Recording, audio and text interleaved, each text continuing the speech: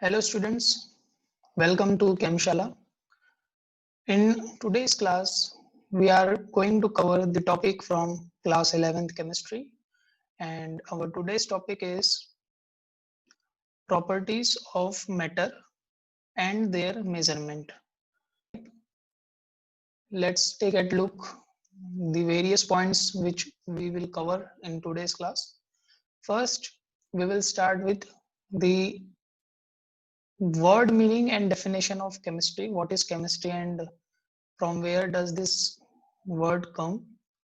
And then we will see what are the different branches of chemistry and what is its relation, how is it related to other disciplines of science like physics, biology, and so on. After that, we will have a general look at the importance of chemistry in everyday life. In our everyday life, chemistry is very much useful in various areas. And after that, our main point, that is properties of matter. First, we will understand what do you mean by a property. Then we will see what are the types of properties. Then system of units. After that, types of quantities. And lastly, we will see what are the different ways to measure some of the quantities in our laboratory. So let's start with the today's class. First, the word chemistry have its origin from the Latin word alchemy, and this word has a meaning of transmutation of matter, basically base metals to gold. So, in the history, some people from different parts, such as Egypt or we can say Arabia, they tried a practice to convert some base metals into gold, and this transformation or we can say transmutation, they called this as alchemy.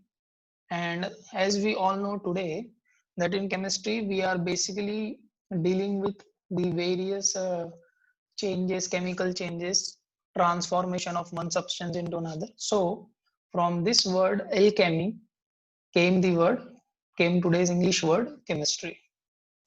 Now have a look at it at its definition. What do you mean by chemistry? It is a branch of science which deals with the study of composition, properties, and interaction of matter.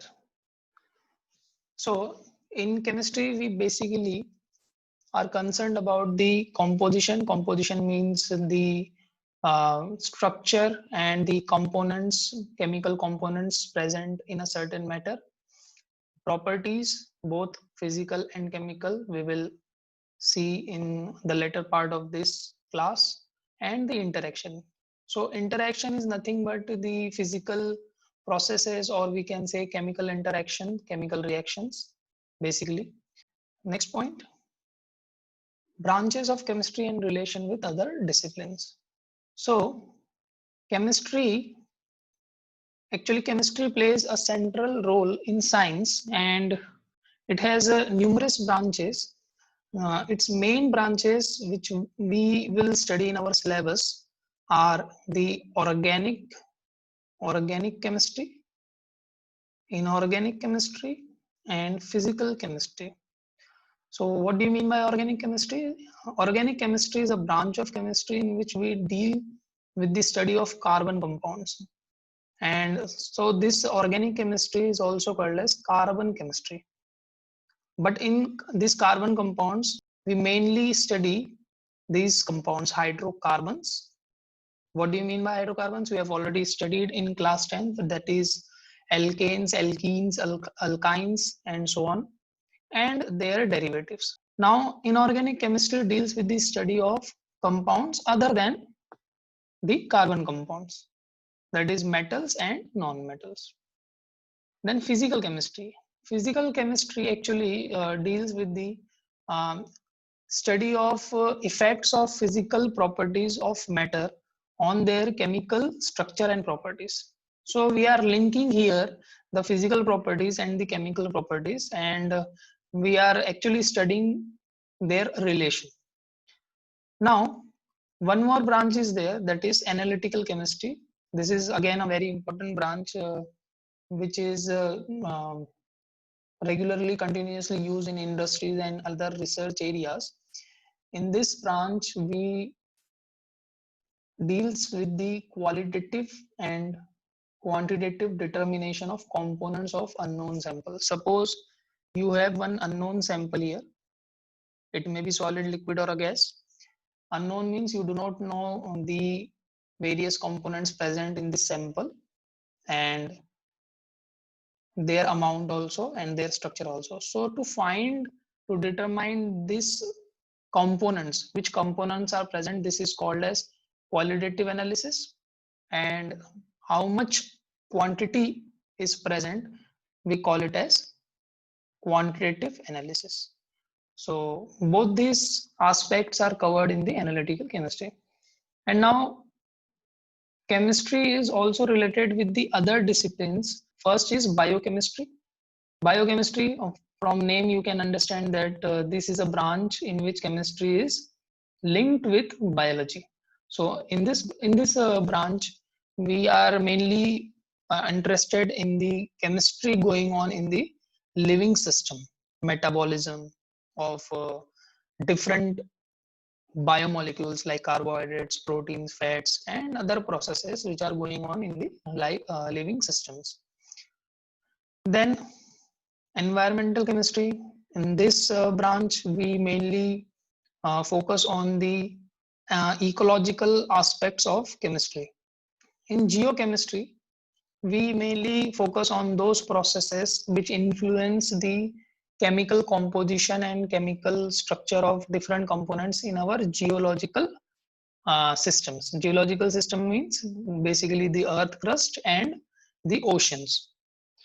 In chemical physics, we combine physics and chemistry together. In this branch, we use the basic principles and laws and rules of physics to study the chemical components. Moving on.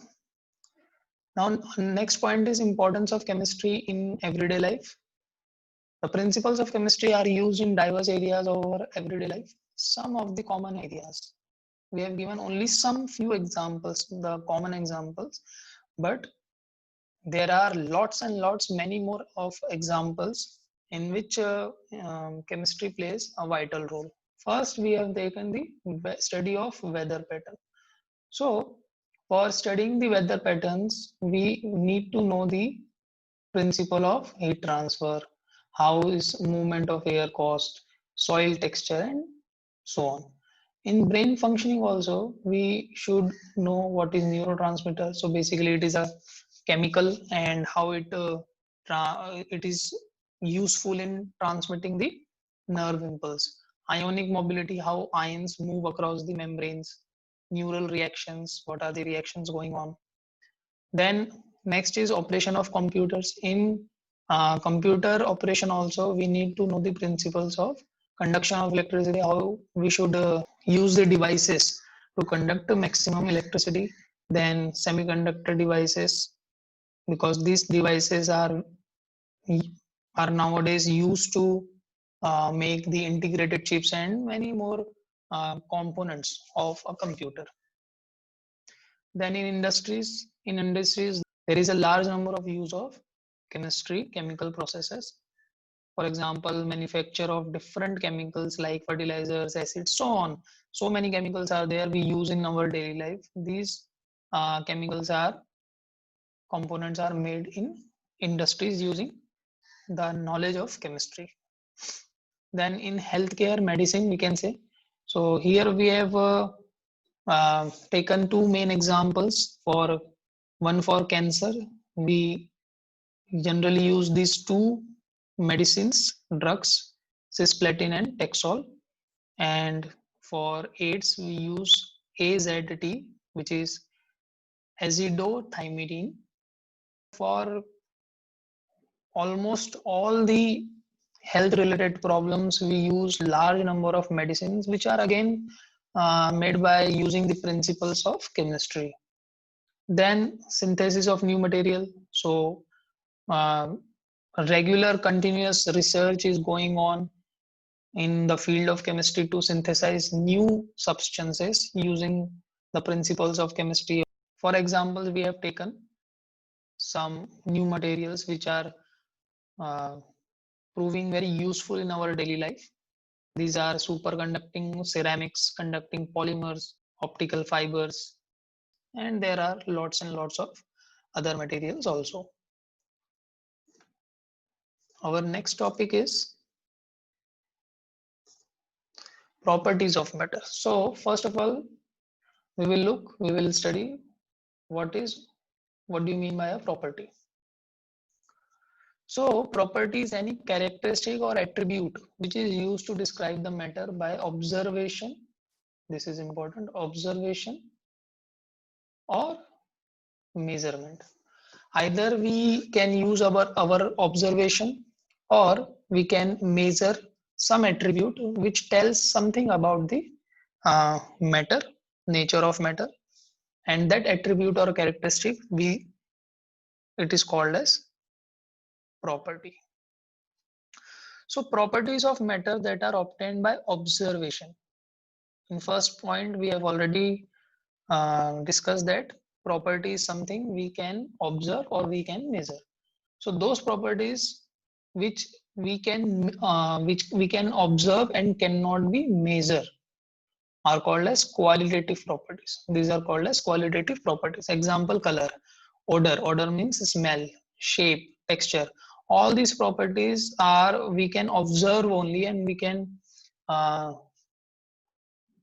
express them qualitatively. They tell about the qualitative aspect of a matter.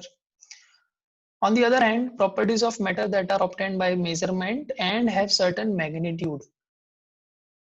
That means those properties which can be obtained only by a measurement, and due to measurement they have certain values which are called as magnitude. These are called as quantitative properties or physical quantities. So for example, length, solubility, melting and boiling points, all these have certain values and can be measured. Then types of properties, physical properties and chemical. There are two types of properties of a matter. First one is physical and second one is chemical. So what do you mean by a physical property? Properties which can be measured or observed. Either we can measure or we can observe without changing the identity or the composition of the substance. These properties may be qualitative, may be quantitative, but these are such properties which do not require the change of identity of that matter. So for example, color, we when we observe the color, we do not need to change the matter, obviously. So these are some examples of physical properties. On the contrary, chemical properties are those properties which, if we have to know them, we have to measure them, then we have to change the identity of that matter, because these properties are revealed only during the chemical reaction. These properties we can observe only during chemical reaction, and due to chemical reaction we have to change the identity or the composition of that matter. So this is the basic difference. Acidity or basicity, either the substance is acidic or basic, we have to um, know only by reacting that substance. Combustibility, that substance is combustible or not, we have to react that matter with the oxygen. Nature of oxides, the matter forms acidic oxide or basic oxide. Then toxicity is the effect of a chemical reaction of a substance with some other substance. So this is also chemical property, oxidation states, and so on.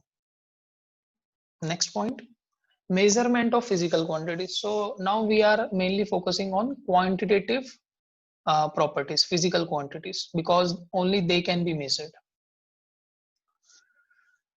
So whenever we make a measurement of any physical quantity, we express our measurement, or we can say result, by the combination of two components. Our measurement involves two components. First one is the magnitude. So what is magnitude?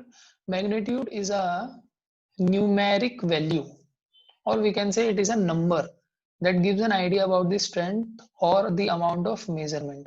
The second component is unit. Unit is the qualitative aspect because it gives the idea about the identity of physical quantity of which measurement is made. The unit gives an idea about the quantity which we have measured. It do not give any idea about the quantity of measurement, only about the nature of physical quantity which we have measured. So it is a qualitative part of our measurement. So we have taken the example boiling of water. We all know that it is 373 K. K means Kelvin. So here 373 is indicating a magnitude. So it is only giving an idea about the quantity or the amount of or the strength of measurement. And we know that K stands for Kelvin. So from this word, we directly know that this quantity which we have measured is nothing but the temperature. So unit tells about the nature of the quantity. Moving ahead, systems of measurement. Earlier, there were two different systems for measuring the quantities. First one was English system, which was from England, or we can say Britain. And second one was metric system from France. Okay. So here we have written that metric system was considered better because it was based on the decimal system. So obviously, when the measurement was based on the mathematical aspect, so it required the use of decimal system. So this system was considered better. Then systems of units. Now we have to look, we have to know the different systems which were used for defining the units of measurement. First one is CGS system. CGS stands for centimeter, gram, and second. So CGS. In this system, the length or distance was measured in centimeter, the mass was measured in gram, and the time was measured in second. These are the three most basic or fundamental physical quantities, that is mass, length, and time. So for these units were used. So that's why this system is called a CGS. Second system was FPS. FPS stands for foot, pound, and second. So therefore its name is FPS. And third was metric system, MKS system. In this system, length was measured in meter, mass in kilogram, and time in second. So that's why it is also called as MKS. So because of the existence of different systems, there were many confusion regarding the measurement or the use of units. So to avoid this confusion and for developing a common standard system which should be universal and common for all, so that the confusion can be avoided, international system of units, which we today called it as a SI system, it stands for International System of Units, was established in 1960. And since SI system is based on the metric system, this third one, okay, so that's why SI and MKS are considered the same. SI and MKS, these two systems are considered the same. Now, types of physical quantities. So there are two types of physical quantities. First is the base or fundamental quantities. So what do you mean by base or fundamental quantities? These are such quantities among the subset of quantities. Let's make it very clear. that there are very large number of different number of quantities, physical quantities. Among them, a group or a subset of 7 quantities was made, 7 quantities, and in that subset, the quantity which cannot be expressed in terms of any other quantity, मतलब एक ऐसी quantity जिसको हम किसी और दूसरी quantity के terms में एक्सप्रेस नहीं कर सकते क्योंकि वो इंडिपेंडेंट है, because it do not depend on the other quantities. Such quantity is called as base or fundamental quantities. So as I have already said, there are 7 such quantities which were defined by ISQ, International System of Quantities. This system of quantities described or defined 7 such basic or fundamental quantities, which we have shown in this table right here. First one is length, so its SI unit is also given, meter, and symbol of SI unit is small m.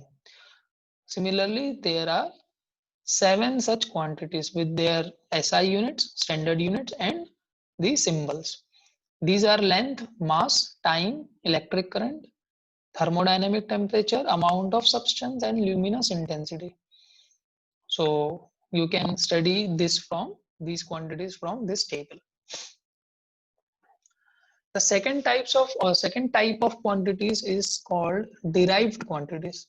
So as the name suggests, these quantities depend on the other quantities which are base or fundamental quantities. These quantities are expressed in terms of or the combination of 2 or more base quantities. So these 7 quantities we use the combination of 2 or more of these quantities to express derived quantities.